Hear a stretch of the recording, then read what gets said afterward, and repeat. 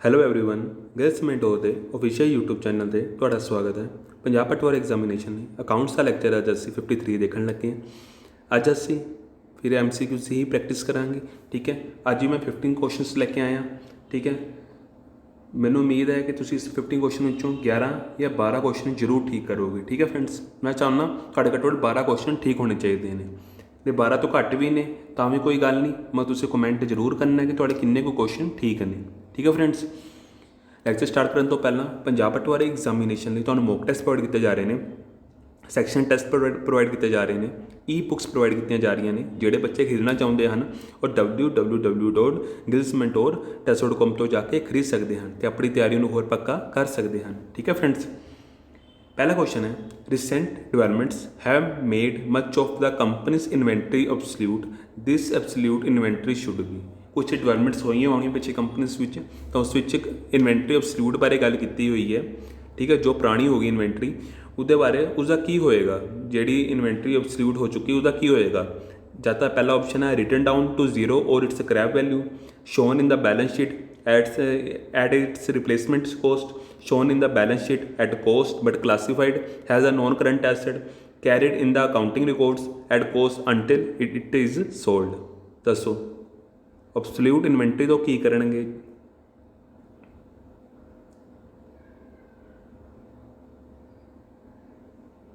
ਕਿਹੜਾ ਆਪਸ਼ਨ ਠੀਕ ਹੋਏਗਾ ਇਸ ਚੋਂ?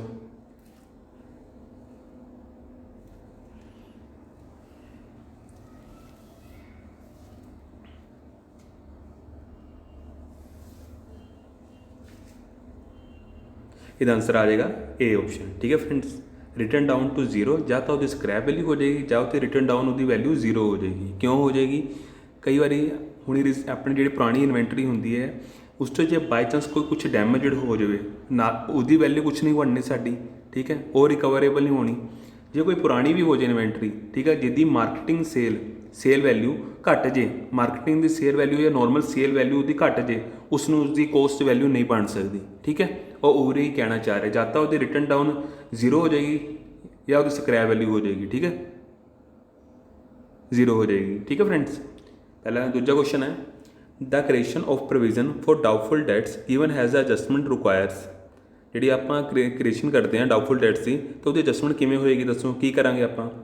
Debit PL account, deduct and provision from debtors, credit PL account, deduct from provision from debtors, credit PL account, add provision to debtors, debit PL account, add provision to the debtors. दसो की करांगे आपां?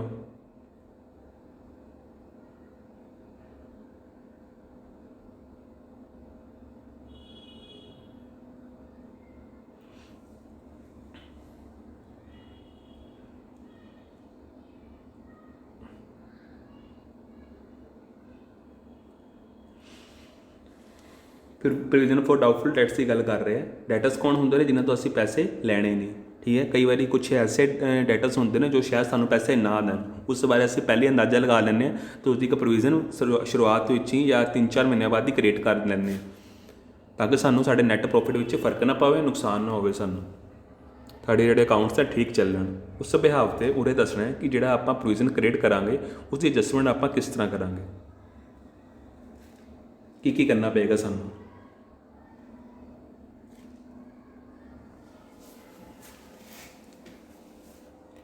ਇਹਦਾ answer ਆ ਜਾਏਗਾ debit PL account and create from deduct from provision from debtors. ਠੀਕ ਹੈ friends, PL account 'ਚ ਆਪਾਂ ਡਾਊਟਫੁਲ ਡੈਟਸ ਦਾ ਅਕਾਊਂਟ ਕ੍ਰੀਏਟ ਪਾ ਦਾਂਗੇ, ਐਂਟਰੀ ਪਾ ਦਾਂਗੇ। ਠੀਕ ਹੈ, ਅਤੇ ਡੈਟਰਸ ਵਿੱਚੋਂ ਉਨੀ ਅਮਾਊਂਟ ਆਪਾਂ ਮਾਈਨਸ ਕਰ ਦਾਂਗੇ। ਠੀਕ ਹੈ ਫਰੈਂਡਸ, ਅਗਲਾ ਕੁਐਸਚਨ ਹੈ, at the time of preparation of financial accounts bad debts recovered account should be transfer to. ਦੱਸੋ ਜਦੋਂ ਆਪਾਂ ਫਾਈਨੈਂਸ਼ੀਅਲ ਅਕਾਊਂਟ ਪ੍ਰੀਪੇਅਰ ਕਰ ਰਹੇ ਹਾਂ, ਕੋਈ ਬੈਡ ਡੈਟ ਰਿਕਵਰਡ ਹੋ ਗਿਆ, ਉਹਨੂੰ ਕਿੱਥੇ ਟ੍ਰਾਂਸਫਰ ਕਰਾਂਗੇ? ਡੈਟਰਸ PL ਅਕਾਊਂਟ ਵਿੱਚ, PL ਐਡਜਸਟਮੈਂਟ ਅਕਾਊਂਟ ਵਿੱਚ, PL ਐਪਰੋਬੇਸ਼ਨ ਅਕਾਊਂਟ ਵਿੱਚ। ਦੱਸੋ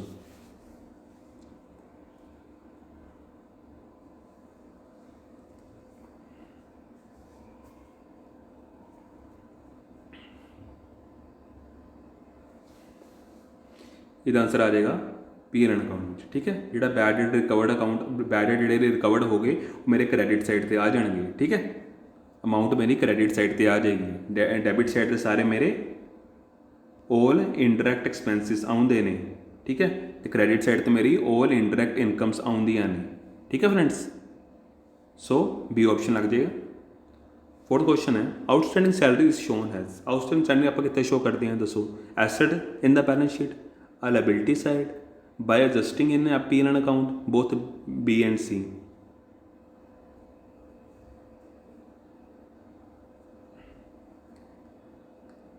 एक एडजस्टिंग एंट्री है जो ਅਸੀਂ ਜਦੋਂ ਫਾਈਨਲ ਅਕਾਊਂਟਸ ਬਣਾ ਰਹੇ ਹੁੰਦੇ ਆ, ਜਦੋਂ ਅਸੀਂ ਬਣਾ ਚੁੱਕੇ ਹੁੰਦੇ ਉਸ ਵਿੱਚ ਕੁਝ ਐਡਜਸਟਮੈਂਟਸ ਹੁੰਦੀਆਂ ਜਿਸ ਨੂੰ ਸਾਨੂੰ ਰੈਕਟੀਫਾਈ ਕਰਨਾ ਹੁੰਦਾ। ਰੈਕਟੀਫਾਈ ਮਤਲਬ ਉਸ ਵਿੱਚ ਸਾਨੂੰ ਐਡਜਸਟਮੈਂਟ ਕਰਨੀ ਪੈਂਦੀ ਹੈ, ਸਾਨੂੰ ਆਪਣੀ ਫਾਈਨੈਂਸ਼ੀਅਲ ਅਕਾਊਂਟਸ ਸਹੀ ਦਿਖਾਣੇ ਨੇ।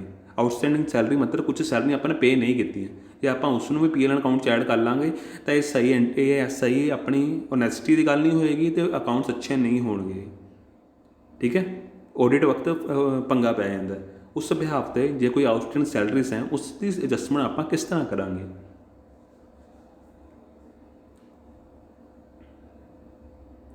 ਇਹਦਾ ਆंसर ਆ ਜਾਏਗਾ डी ऑप्शन, ठीक है। ਇਹਦੇ ਕਿ ਲਾਇਬਿਲਿਟੀ ਤਾਂ ਹੈ ਹੀ ਹੈ, ठीक है। ਆਊਟਸਟੈਂਡਿੰਗ ਸੈਲਰੀ ਇੱਕ ਤਰ੍ਹਾਂ ਦੀ ਮੇਰੀ ਲਾਇਬਿਲਿਟੀ ਤਾਂ ਰਹੇਗੀ ਨਾਲ ਆਪਾਂ ਐਡਜਸਟ ਕਰਾਂਗੇ ਇਹਨੇ ਪੀ ਐਨ ਐਲ ਅਕਾਊਂਟ ਵਿੱਚ, ਠੀਕ ਹੈ। ਸੈਲਰੀਜ਼ ਵਿੱਚੋਂ ਡਿਡਕਟ ਕਰਕੇ ਉਹਦੀ ਜਿਹੜੀ ਪੇਡ ਸੈਲਰੀ ਹੈ ਉਹੀ ਦਿਖਾਵਾਂਗੇ, ਠੀਕ ਹੈ। समझ गए ना। पी एन अकाउंट के डेबिट साइड से जिन्नी सैलरीज ने उस आउटस्टैंडिंग सैलरी माइनस करके जिन्नी मैंने पे की है मैं उन्नी ही दिखावांगा, ठीक है। बाकी मैं लायबिलिटी साइड दिखा रहा हूँ, ठीक है फ्रेंड्स। अगला क्वेश्चन है इंश्योरेंस प्रीपेड इज शोन है। इंश्योरेंस प्रीपेड आप कितने शो करांगे, current asset, current liability, fixed asset, income.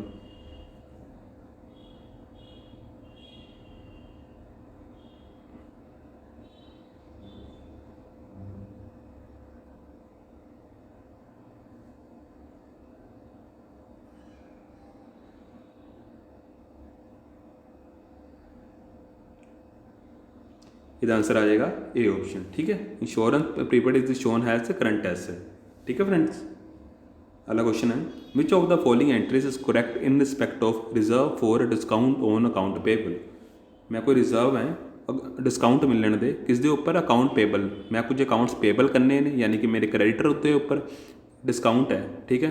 Discounts मिलने उहदे रिजर्व्स जिहड़े क्रिएट किए ने मैंने उसके बिहाफ से किहड़ी एडजस्टमेंट एंट्री सही रहेगी दसो। Debit P N N account, credit reserve for discount on account payable account, debit account payable account, credit P N N account, debit reserve for discount account payable account, credit P N N account, debit reserve for discount on account payable account, credit account payable account. किहड़ा option ठीक रहेगा इस चों।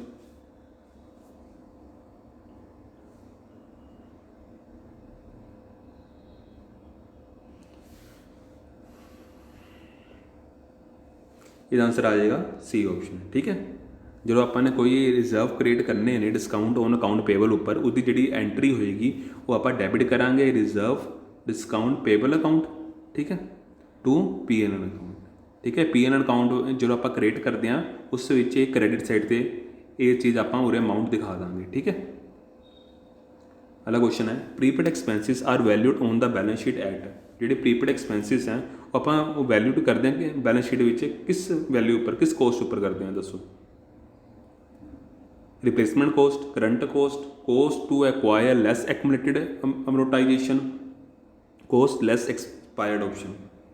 ਕਿਹੜਾ option ठीक होएगा इस चो।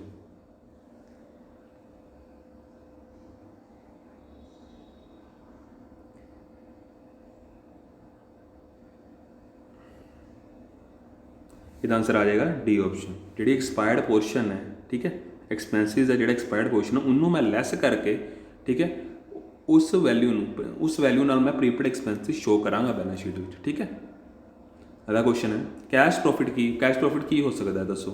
Cash profit is net profit minus non trading profit minus depreciation and provision, या gross profit minus non trading profit plus depreciation and provision, या net profit plus depreciation and provisions, या gross profit minus operating expenses. Cash profit ਤੁਹਾਡੇ ਹਿਸਾਬ ਨਾਲ ਕੀ ਹੋਏਗਾ ਸੋਚੋ ਥੋੜਾ, ਕਿਹੜਾ ਤੁਹਾਨੂੰ ਠੀਕ ਲੱਗ ਰਿਹਾ।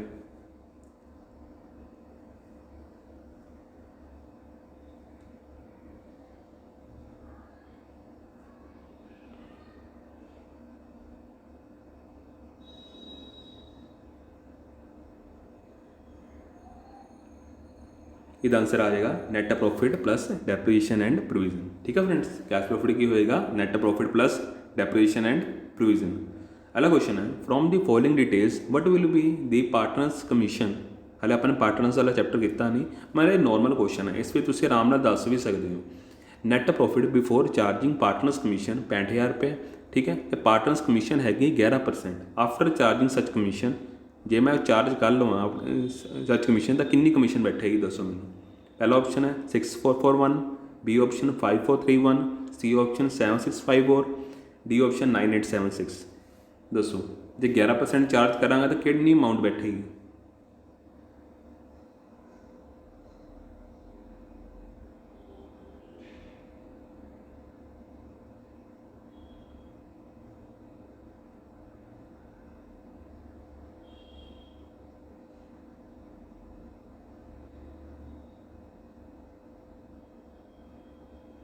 इसका आंसर तुम मैनू कमेंट सैक्शन देना। ठीक है, हले मैं टॉपिक कराया नहीं, मगर कुछ क्वेश्चन ऐसे होंगे हैं जो साने लिंक करके चलने होंगे।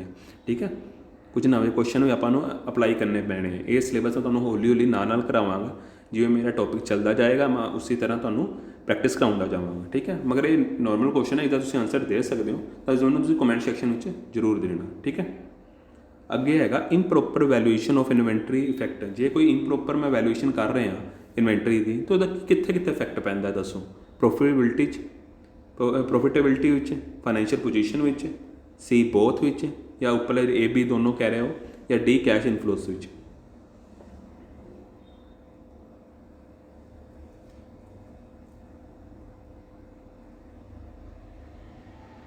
इसका आंसर आ जाएगा सी ऑप्शन।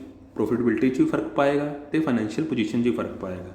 जे मैं सही तरह वैल्यूएशन ना करा इन्वेंटरी की तो मेरी प्रॉफिट भी फर्क पाएगा तो मेरी पूरी फाइनैंशियल पोजीशन भी कम खराब कर देगा। ठीक है, अगला क्वेश्चन है which of the following statements are false. इस किहड़े स्टेटमेंट्स फॉल्स ने। Accommodation bill are drawn for benefit of drawer only, bill sent for collection is an asset, bill of exchange can not be drawn on banker, both A and C. दसो जे तुहानूं मेरा bill of exchange वाला chapter पढ़िया होएगा तो इसका answer तुसीं आराम नाल दे सकते हो।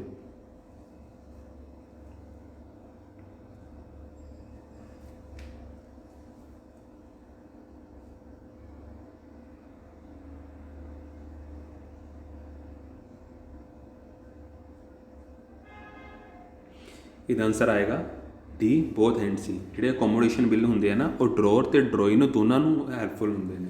ਠੀਕ ਹੈ, ਕਿਸੇ ਇੱਕ ਨੂੰ ਪੈਸੇ ਚਾਹੀਦੇ ਹੁੰਦੇ ਨੇ, ਇੱਕ ਦੂਸਰੇ ਪਰਸਨ ਤੋਂ ਉਹ ਫਾਰਮੈਲਿਟੀ ਲਈ ਇੱਕ ਬਿੱਲ ਆਫ ਐਕਸਚੇਂਜ ਕ੍ਰੀਏਟ ਕਰਦੇ ਨੇ ਤੇ ਇੱਕ ਟਾਈਮ ਪੇਮੈਂਟ ਰੱਖਦੇ ਨੇ। ਠੀਕ ਹੈ, ਤੇ ਆਪ ਹੀ ਅਡਜਸਟਮੈਂਟ ਕਰਕੇ ਇੱਕ ਦੂਜੇ ਦੀ ਹੈਲਪ ਕਰ ਦਿੰਦੇ ਨੇ। ਠੀਕ ਹੈ, ਤਾਂ ਅਕੋਮੋਡੇਸ਼ਨ ਵਿੱਚ ਇਸ ਬਾਰੇ ਤੁਹਾਨੂੰ ਮੈਂ ਉਸ ਬਿੱਲ ਆਫ ਐਕਸਚੇਂਜ ਵਾਲੇ ਲੈਕਚਰ 'ਚ ਮੈਂ ਤੁਹਾਨੂੰ ਸਮਝਾਇਆ ਹੋਇਆ ਹੈ। ਜਿਨ੍ਹਾਂ ਨੂੰ ਹਾਲੇ ਨਹੀਂ ਸਮਝ ਆਇਆ ਤਾਂ ਦੁਬਾਰਾ ਉਹ ਲੈਕਚਰ ਦੇਖ ਸਕਦੇ ਹਨ। ਜਿਹੜਾ ਬਿੱਲ ਸੈਂਟ ਫॉर ਕਲੈਕਸ਼ਨ ਉਹ ਇੱਕ ਤਰ੍ਹਾਂ ਦਾ ਐਸੈਟ ਹੀ ਹੈ। ਠੀਕ ਹੈ, ਮਗਰ ਜਿਹੜਾ ਕਹਿ ਰਹੇ ਨੇ bill of exchange can note B drone on banker, ਇਹ ਗਲਤ ਹੈ। ਕਿਉਂਕਿ ਜਿਹੜਾ ਬਿੱਲ ਆਫ ਐਕਸਚੇਂਜ ਵਿੱਚ ਚੈੱਕ ਵੀ ਆ ਜਾਂਦਾ। ਅਸੀਂ ਚੈੱਕ ਆਪਾਂ ਬੈਂਕ ਨੂੰ ਦਿੰਦੇ ਹਾਂ। ਠੀਕ ਹੈ, ਡਰੋ ਕਰਕੇ ਬੈਂਕ ਨੂੰ ਦਿੰਦੇ ਹਾਂ। ਠੀਕ ਹੈ, ਤਾਂ ਉਰੇ ਜਿਹੜੀ ਉਹ ਸਟੇਟਮੈਂਟ ਹੈ ਗਲਤ ਬੈਠਦੀ ਹੈ। ਤਾਂ ਡੀ ਏ ਐਂਡ ਸੀ ਜਿਹੜੇ ਫੋਲਸ ਨੇ। ਅਗਲਾ ਕੁਐਸਚਨ ਹੈ under which of the following situation is a journal entry not passed in the books of drawer. ਕਿਹੜੀ ਸਿਚੁਏਸ਼ਨ ਵਿੱਚ ਮੈਂ ਇਹਨਾਂ ਚਾਰਾਂ 'ਚੋਂ ਕਿਹੜੀ ਜਨਰਲ ਐਂਟਰੀ ਮੈਂ ਪਾਸ ਨਹੀਂ ਕਰਾਂਗਾ ਦੱਸੋ। उस वक्त मैं कोई ऐसे मतलब कहने का भाव कि मैं जनरल एंट्री पास नहीं कराँगा। मेरे वालों जे कोई ट्रांजैक्शन हुई है दोनों पार्टियों में उन्होंने कोई एक पार्टी किहड़ी पार्टी ड्रॉर वाली पार्टी ट्रांजैक्शन नहीं करेगी। कदों किहड़ा समा होएगा दसो। When a discounted bill is honoured by the drawee on the due date, when the bill is sent to the bank for collection, when the bill is renewed at the request of the drawee, when debtor accept a bill drawn by the drawer.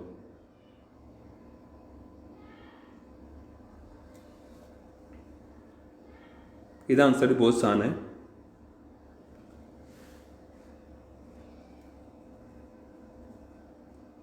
इसका answer आएगा ए option when a discounted bill is honoured by the drawee on the due date. ठीक है friends, जो आप कोई discounted bill है, discounted bill का की मतलब होया कि जो ड्रॉर ने बैंक तो डिस्काउंट करा लिया बिल क्योंकि ड्रॉर ਨੂੰ अपने पैसे ड्रॉई तो जल्दी चाहिए सी, मगर ਆਪਾਂ समय 'ਚ ਬੰਨੇ ਹੋਏ ਆ 3 ਮਹੀਨੇ ਦੇ। ठीक है, 3 महीने का समा लगेगा, इस करके वो बैंक को चाहता है तो बैंक तो ही कहता है तुसीं मैनूं डिसकाउंटेड एक बिल दे दो, मैंने ये पेमेंट कर दो। जिवें सपोज करो 6500 की पेमेंट है तो उससे मैंने 64-50 रुपये पेमेंट कर दो, 50 रुपये थोड़ी फीस होगी, ठीक है। मैं एग्जाम्पल ला के चल रहा, तो फिर बैंक मन जाता, तो बैंक कहते इस तरह इसनूं की कहा जाता, डिस्काउंट कराना बिल। उस टाइम उसी टाइम पैसे लै लैंदा। फिर जो ड्यू डेट आती है तो फिर जो ड्रोर ने जोड़े पैसे लै लेते होंगे उसका कोई लैना देना नहीं होंदा। हुण लैना देना किहदा रह जांदा, बैंक ते ड्रोई का, क्योंकि ड्रोर उसनूं बिल फड़ा दिंदा उस बिहाफ ते जिहड़ा डिस्काउंट कराया उसनूं बिल फड़ा दिंदा, तो उन्होंने कहता कि तुसीं टाइम ड्यू डेट ते तुसीं जाके अपने पैसे ड्रोई तो लै लैण, ठीक है फ्रेंड्स।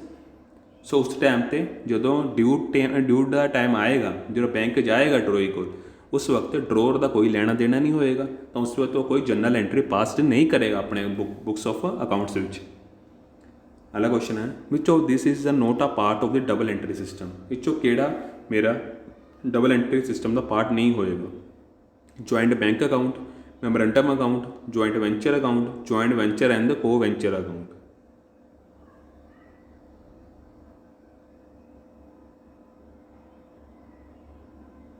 जॉइंट वेंचर की होंदा है, किसी पर्टिकुलर काम नूं करन लई दो परसन आपस में एग्रीमेंट करके उस काम नूं स्टार्ट करते हैं, किसी पर्टिकुलर काम नूं करन लई, ठीक है। एक बिल्डिंग बनानी है, उस लिए जॉइंट वेंचर हो सकता है कि दो पर्टिकुलर बंदे अपनी अपनी कैपिटल लगा के अपने अपने अकाउंट अपने अपने सोर्सिस नाल एक इकट्ठा काम करनगे तो प्रॉफिट भी शेयर करनगे। तुहानूं मैं हले समझावांगा, मैं तुहानूं मैं थोड़ी जी इंट्रोडक्शन देती, तो दसो इस चों डबल एंट्री सिस्टम का किहड़ा पार्ट नहीं है इन्हां चों? ये होएगा मैमोरेंडम अकाउंट, ठीक है फ्रेंड्स। तो मैं तुहानूं एक होमवर्क देना, तुसीं मैनूं दस्सिओ मैमोरेंडम अकाउंट कहंदे किहनूं है, ठीक है फ्रेंड्स। तुहाडा भी पार्टिसिपेशन जरूरी है, मैं उरे नहीं दसांगा कि मैमोरेंडम अकाउंट किहनूं कहंदे ने, पर तुसीं मैनूं जरूर दसना कमेंट सैक्शन में कि मैमोरेंडम अकाउंट कहंदे किहनूं है। अगला क्वेश्चन है, the accounting standard are issued for the purpose of. जिहड़े अकाउंटिंग स्टैंडर्ड इशू करते हैं काहदे पर्पस लई हुंदे हैं दसो? For improving the reliability of the financial statements, harmonising the accounting policies, elimination of non comparability between financial statements, D all of the three। केड़ा option ठीक रहेगा इस चों?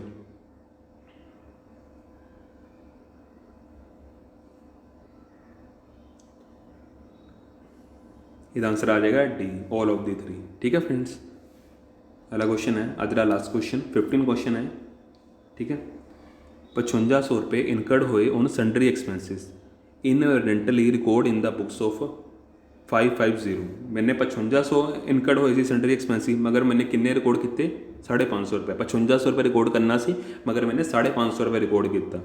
तो ये किस तरह की एग्जाम्पल हुई दसो? फ्रॉड की हुई, एरर ऑफ कमीशन की हुई, एरर ऑफ प्रिंसीपल की हुई, या कंपनसेटिंग एरर की हुई?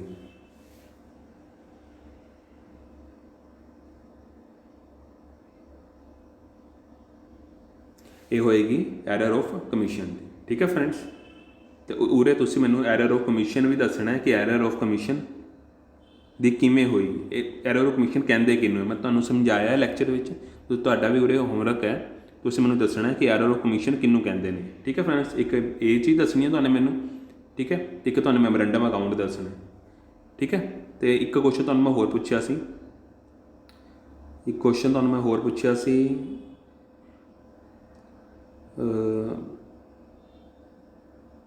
आई थिंक चलो तुसीं मैनूं तुसीं देख के मैनूं दस्सिओ, ठीक है। मैं शुरुआत लैक्चर तुहानूं मैं दस्सिया सी, ठीक है, जिहड़ा जिसका तुहानूं आंसर मैनूं कमेंट सैक्शन च देना। आ तीन चीज़ां मैनूं तुसीं मैनूं कमेंट सैक्शन में इसका आंसर मैनूं जरूर करना, ठीक है। जिन्हां बच्चों का ठीक होएगा उन्होंने मैं रिप्लाई आप कर दांगा, ठीक है। तो मैं एक दिन बाद या कुछ दिन तो पहले मतलब कुछ घंटे च या एक दिन बाद मैं इसका कमेंट सैक्शन में जरूर रिप्लाई कर दांगा आंसर तिन्हां दी मैं एक्सप्लेनेशन रिप्लाई कर दूँगा। उस तो पहले तुहाडी कॉन्ट्रीब्यूशन जरूरी है, तुसीं अपने कमेंट जरूर विच रिप्लाई जरूर करना, ठीक है।